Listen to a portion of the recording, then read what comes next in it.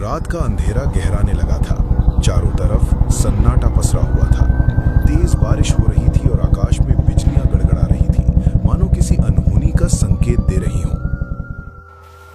उसी सन्नाटे को चीरते हुए एक बस जंगल के उस काले अंधेरे में भागे जा रही थी और उस बस में बैठा था अर्जुन, जो बिजनेस में घाटे की वजह से सब कुछ बेचकर शहर से अपने गांव वापस लौट रहा था। लेकिन कहते हैं कुछ रातें आपका इंतजार करती रहती हैं जब तक कि उनका मकसद पूरा ना हो जाए। हो सकता है वो आपके खून की प्यासी हो या फिर कोई अधूरी ख्वाहिश। अरे भगवान, ये बारिश भी आज ही होनी थी। एक तो ये रास्ता ही इतना भयानक है और ऊपर से ड्राइवर इतनी तेज बस चला रहा है। पता नहीं मैं घर कब पहुंचूंगा। इस जंगल में तो ऐसा लग रहा है मानो कोई हम सबको देख रहा हो। क्या करूं, कुछ समझ नहीं आ रहा। अर्जुन बाहर हो रही बरसात को देखकर थोड़ा डरा हुआ था, क्योंकि जंगल का ऐसा भयानक नजारा वो पहली बार देख रहा था।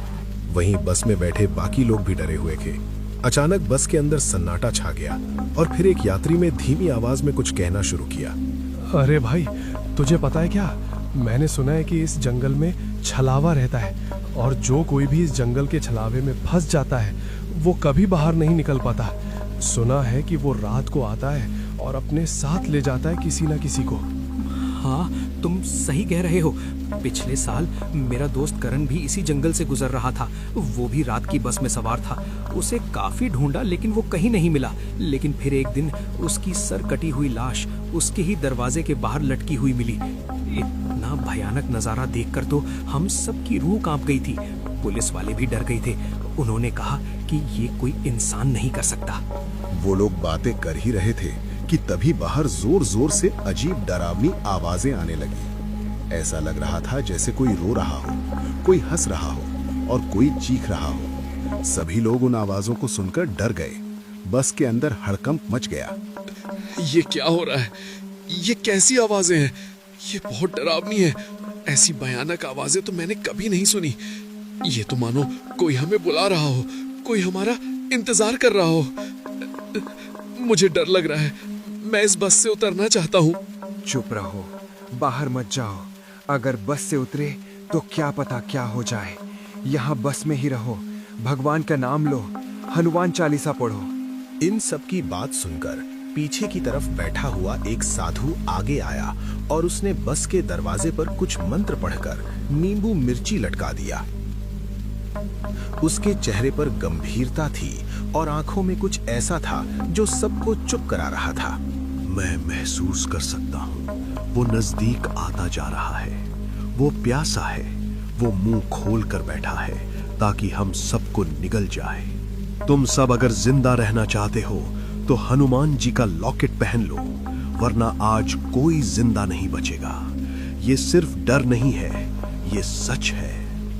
बाबा, हमें बचाओ, हम सब डर गए हैं, क्या करें हम?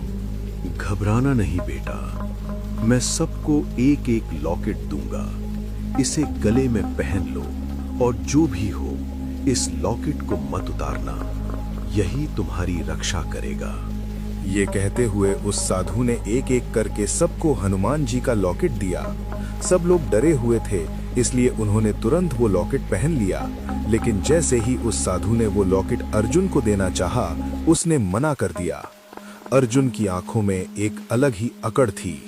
माफ कीजिए साधु बाबा, लेकिन मुझे इन सब पर भरोसा नहीं है। मैं भूत पिशाच और भगवान को नहीं मानता। ये सब बकवास है, अंधविश्वास है। मुझे इन सब की कोई जरूरत नहीं है। मैं आधुनिक इंसान हूँ, इन बातों में मेरा विश्वास नहीं। बेटा, ये अंधविश्वास नहीं है, ये सच है।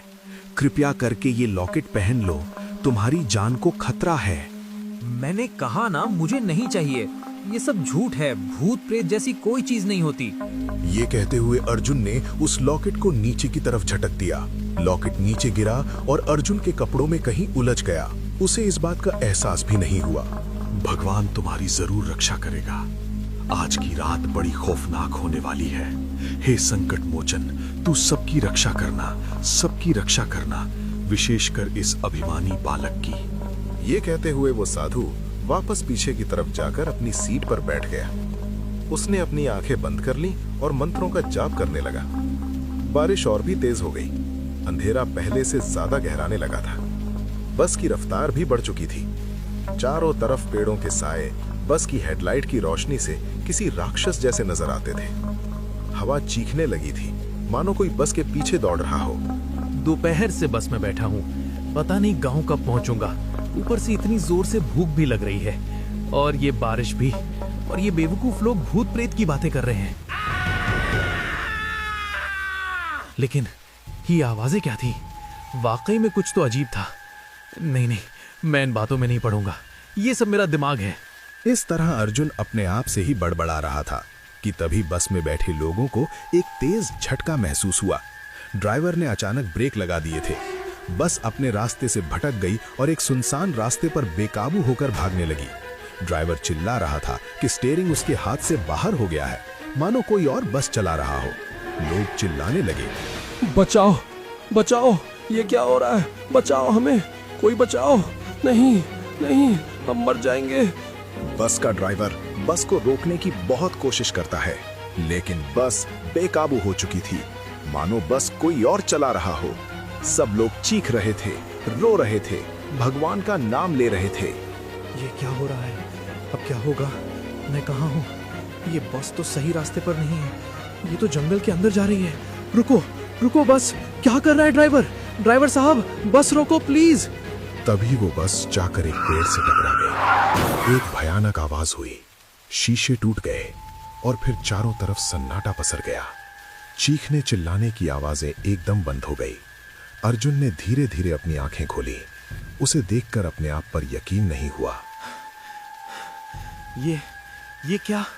मैं जिंदा हूँ, मुझे कुछ नहीं हुआ, लेकिन सब मर चुके हैं। कैसे? इतना बड़ा एक्सीडेंट हुआ और मैं जिंदा बच गया, जबकि सब लोग हैं नहीं।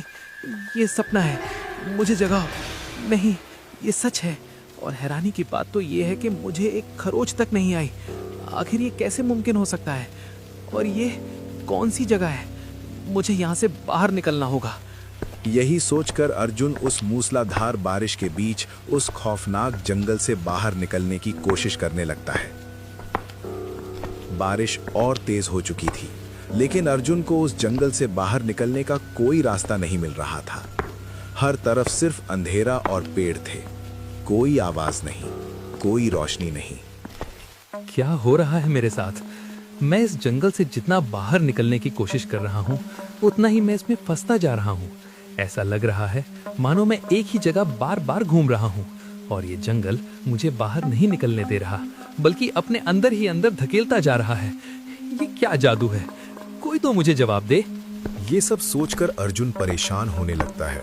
वो बेतहाशा होकर चारों दिशाओं में भागता है। उसके दिमाग में हजारों सवाल हैं।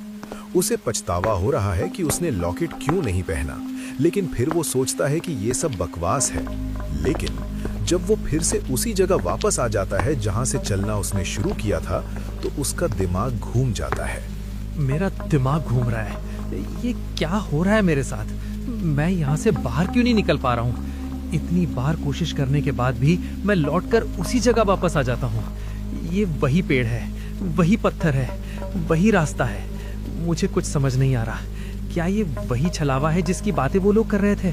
नहीं नहीं, ऐसा कुछ नहीं है। ये सब मेरा डर है। ये सब सोचकर अर्जुन बहुत परेशान होने लगता है, और आखिरकार वो इतना भाग भाग कर थक चुका था, इसीलिए वो थक कर एक पेड़ के नीचे बैठ जाता है। बारिश उसके शरीर को भिगो रही है, उसे ठंड लग रही है, भूख लग रही है, डर लग रहा है। अब मैं क्या करूं? एक तो ये इतनी जोरदार बारिश हो रही है, इस बारिश के बीच कुछ समझ भी नहीं आ रहा, और यहाँ से बाहर निकलने का कोई रास्ता भी नहीं मिल रहा। अब मैं क्या करूं? ये जंगल बहुत डरावना लग रहा है। कहीं कोई जंगली जानवर आ गया तो बहुत बुरा होगा। कोई मुझे बचाओ प्लीज, कोई तो आओ। अर्जुन को अब बहुत डर लग रहा था, लेकिन उसने हार नहीं मानी। उसने एक बार फिर से कोशिश करने की ठानी और उठ खड़ा हुआ। उसने सोचा कि वो खुद को संभाले और कोई तरीका निकाले। मैं हार नहीं मानूंगा, मगर मैंने हार मान ली तो मैं इसी जंगल में मारा जाऊंगा। मैं एक काम करता हूँ, इस पेड़ पर एक निशान लगा देता हूँ। इससे मुझे कम से कम ये तो पता चल पाएगा कि आखिर मैं सही दिशा में जा रहा हूँ या फिर एक ही जगह बार बार घूम रहा हूँ। हाँ, ये सही रहेगा। चलो करते हैं। यही सोचकर अर्जुन उस पेड़ पर एक निशान बना देता है और जंगल से जा रही एक दिशा की सीध में चलने लगता है। वो तेजी से चल रहा है, बारिश में भीग रहा है। उसे लगता है कि वो अब सही रास्ते पर है। अब तो मैं काफी आगे निकल आया हूँ। लगता है कि मैं उस जंगल से बाहर निकल चुका हूँ। रास्ता सही है, मुझे बस चलते रहना है। आगे कहीं रोशनी दिखेगी, कोई मदद मिलेगी। लेकिन थोड़ी ही देर बाद उसने देखा कि वो उसी पेड़ के पास वापस लौट आया था जहां पर उसने निशान लगाया था। उसका चेहरा देखने लायक था। उसकी आंखों में डर, निराशा और गुस्सा सब था। अरे नहीं, ये तो वही पेड़ है। इसका मतलब मैं उसी जगह वापस लौट आया हूँ। ये क्या हो रहा है? ये तो वही पेड़ है जिस पर मैंने निशान बनाया था। मैंने तो सीधा चलना शुरू किया था, फिर मैं यहाँ कैसे? कहीं ये कोई भूल भुलैया तो नहीं है जिसमें मैं फंस चुका हूँ? लेकिन अब मैं इससे बाहर कैसे निकलूं? मुझे कोई रास्ता भी नजर नहीं आ रहा। मैं क्या करूं? मैं कहां जाऊं? कोई तो मुझे बताए। यही सब सोचते हुए अर्जुन वहीं पर बैठ जाता है और जोर जोर से अपनी किस्मत पर रोने लगता है। उसके आंसू बारिश के पानी में मिल रहे हैं। उसे अपनी मूर्खता पर बहुत पछतावा हो रहा है। मैं क्यों आया रात की बस से? काश मैंने ट्रेन से आने का सोचा होता। काश मैंने उस साधु की बात मान ली होती। काश मैंने वो लॉकेट पहन लिया होता। अब मैं क्या करूं? मुझे कोई नहीं बचा सकता। मैं यहीं मर जाऊंगा इस जंगल में। कोई नहीं आएगा मुझे ढूंढने। कोई बचाओ मुझे। तभी अर्जुन को किसी की आवाज सुनाई देती है। आवाज साफ नहीं थी, जैसे कोई गा रहा हो या रो रहा हो। लेकिन आवाज जिस दिशा से आ रही थी उसकी दिशा साफ साफ पता चल रही थी। वो आवाज मीठी थी, बहुत मीठी, मानो कोई परी गा रही हो। ये क्या? ये आवाज कहाँ से आ रही है? दूर दूर तक तो कोई नजर नहीं आ रहा। फिर ये आवाज किसकी है? ये तो कोई लड़की है। कोई बहुत सुंदर आवाज है। ये कौन हो सकती है इतनी रात को इस जंगल में? अर्जुन ने गौर लगाकर वो आवाज सुनी तो वो आवाज एक लड़की की थी। दिल में एक उम्मीद जगी, शायद कोई मदद कर सकता है। ये आवाज तो किसी लड़की की आवाज लग रही है। हाँ, यकीनन ये एक लड़की की आवाज है। मुझे इस आवाज की तरफ जाना चाहिए। शायद वहां से मुझे कोई मदद मिल जाए। हो सकता है कि वो इस जंगल से बाहर निकलने का रास्ता जानती हो। मुझे जाना चाहिए। यही सोचकर अर्जुन के दिल में एक उम्मीद की किरण जाग उठी और वो उठकर उस आवाज की तरफ चलने लगा। जैसे जैसे वो आवाज की तरफ बढ़ता जा रहा था, वो आवाज और भी साफ और सुरीली होने लगी थी। थोड़ी ही दूर जाने पर अर्जुन ने देखा कि वहां पर एक सुंदर लड़की बरसात में भीग रही थी। वो किसी अप्सरा की तरह मनमोहक थी। उसकी सुंदरता अर्जुन के सोए अरमानों को कुचल रही थी। वो लड़की नहीं, मानो स्वर्ग से उतरी कोई मनमोहिनी हो। उसके लंबे बाल, बड़ी बड़ी आंखें, मुस्कान, सब कुछ इतना सुंदर। ये कितना सुंदर नजारा है। ऐसी सुंदरता मैंने कभी नहीं देखी। दिल करता है देखता रहूं। ये लड़की कौन है? इतनी रात को इस जंगल में क्या वो भी फंस गई है या ये कोई परी है? अर्जुन उस लड़की को देखकर उसकी अनुपम सुंदरता से मोहित हो चुका था। उसके दिल में काम भावना घर करने लगी थी। अर्जुन एक पेड़ के पास खड़ा होकर उस लड़की को निहार रहा था कि तभी उस लड़की की नजर अर्जुन पर पड़ी और वो अर्जुन के पास आई। क्या हुआ बाबू? आप इस तरह घूर घूर कर क्या देख रहे हैं? कोई चीज मेरे चेहरे पर लगी है क्या? लड़की की आवाज सुनकर अर्जुन अपने ख्यालों से बाहर आया तो उसके ठीक सामने वो लड़की खड़ी थी। उसे देखकर अर्जुन के दिल की धड़कनें तेज हो गईं, उसकी सांसें तेज हो गईं। उसे अपना संतुलन बनाए रखना मुश्किल हो रहा था। जी, मैं वो कुछ भी तो नहीं। मैं तो बस यहाँ फंस गया हूँ और यहाँ से बाहर निकलने का रास्ता ढूंढ रहा था। और रास्ता ढूंढते ढूंढते कभी यहाँ तक आ गया, पता ही नहीं चला। आप बहुत सुंदर हैं। माफ कीजिए, मेरा मतलब था यानी। अरे बाबू, ये कोई आम जंगल नहीं है। इस जंगल से बाहर जाने का तो सिर्फ एक ही रास्ता है और वो रास्ता इस तेज बारिश की वजह से बंद हो चुका है। अब इस जंगल से आप बाहर नहीं जा सकते। ये रात तो आपको इसी जंगल में गुजारनी पड़ेगी और कोई रास्ता नहीं है आपके पास। जी, आपकी बात सही है, लेकिन मैं यहाँ जंगल में इस बारिश के बीच कैसे रह सकता हूँ? क्या आपके पास कोई रहने की जगह है जहाँ आज रात रुका जा सके? क्योंकि बारिश बहुत तेज हो रही है और मुझे बहुत डर भी लग रहा है। मैं बहुत थक गया हूँ, भूखा हूँ। अगर आप मेरी मदद करेंगी तो बहुत एहसान होगा। देखो बाबू, इस वीरान जंगल में तो रहने की जगह आपको कहाँ ही मिलेगी, लेकिन हाँ, यहाँ से थोड़ी दूर ही मेरा घर है। तुम मेरे साथ चल सकते हो और वहाँ तुम पूरी रात गुजार सकते हो। मैं तुम्हारा ख्याल रखूंगी। लड़की की बात सुनकर अर्जुन का मन बहक गया। उसे लगा कि वो लड़की खुद उसे अपने घर ले जा रही है। शायद वो उसे पसंद करने लगी हो। उसके दिमाग में कई तरह के ख्याल आने लगे। उसे कुछ भी संदेह नहीं हुआ। वो उसकी सुंदरता में इतना खो गया था कि उसे सब कुछ भूल गया। जी ठीक है, मैं आपके साथ चल सकता हूँ। इस तूफानी बरसात में बाहर रहने से बेहतर है कि मैं आपके साथ रुक जाऊं। आप बहुत दयालु हैं, मैं आपका बहुत आभारी रहूंगा। चलिए, मैं आपके पीछे पीछे आता हूँ। तो ठीक है बाबू, आप मेरे पीछे पीछे आ जाओ। मैं आपको अपने घर ले चलती हूँ। वहाँ आपको बहुत अच्छा लगेगा। मेरा घर बहुत सुंदर है, बहुत आलीशान। आपको पछतावा नहीं होगा। आ रहे हो ना? लड़की की बात सुनकर अर्जुन उस लड़की के पीछे पीछे चलने लगा। वो उसकी सुंदरता को देखता रहा, उसके बालों को, उसके चाल ढंग को। थोड़ी ही देर में दोनों एक आलीशान और वीरान पड़ी हुई हवेली के सामने पहुंच गए। हवेली बहुत बड़ी थी, लेकिन उस पर सन्नाटा छाया था। रोशनी तो थी, लेकिन वो भी अजीब सी। चलो बाबू, यही है मेरा घर। चलो अंदर चलते हैं, वरना बारिश में बीमार पड़ जाएंगे। आओ, मेहमानों का तो इंतजार ही रहता है हमें। उस वीरान पड़े जंगल में इतनी आलीशान हवेली देखकर अर्जुन चौंक जाता है। लेकिन उसे रात गुजारने के लिए एक जगह भी चाहिए थी, और ऊपर से वो उस लड़की की सुंदरता से इतना मोहित हो चुका था कि उसे कुछ समझ ही नहीं आ रहा था। उसे किसी चीज का संदेह नहीं था, ना ही उसे डर था, बल्कि उसके मन में कुछ और ही ख्याल थे। सुनिए, आप बहुत खूबसूरत हैं। वाकई में मैंने ऐसी सुंदरता कभी नहीं देखी। क्या मैं आपका नाम जान सकता हूँ? प्लीज बताइए ना, मैं बहुत जिज्ञासु हूँ। अर्जुन बोल ही रहा था कि तभी पीछे से किसी की तेज और डरावनी आवाज आती है। इतनी गहरी आवाज कि अर्जुन की रूह कांप जाती है। मायावती, मायावती नाम है इसका। ये हमारी मालकिन है और हम इस हवेली के सेवक हैं। आप कौन हैं? और आपको इसका नाम कैसे पता है? आप कहाँ से आए? मैंने आपको आते नहीं देखा। ये मेरे काका हैं। इस हवेली में हम दोनों ही रहते हैं। ये हमारी पारिवारिक हवेली है, बहुत पुरानी है, कई सालों से। ये तुम्हारे काका हैं। नमस्ते अंकल, मैं अर्जुन। वो दरअसल जंगल में मेरी बस का एक्सीडेंट हो गया था और इस जंगल से बाहर निकलने का कोई रास्ता भी नहीं मिल रहा था। तो मेरी मुलाकात आपकी भतीजी से हो गई और वो मुझे अपने साथ यहाँ ले आई ताकि मैं आज रात यहाँ गुजार सकूं। अंकल, आप बोलते क्यों नहीं? अर्जुन की बात सुनकर वो आदमी कुछ नहीं बोला और चुपचाप ही हवेली के अंदर चला गया। उसकी चाल इतनी अजीब थी जैसे वो जमीन पर पैर नहीं रख रहा हो। ये देखकर अर्जुन को बहुत अजीब लगा, लेकिन उसने सोचा कि शायद ये लोग अजीब हैं।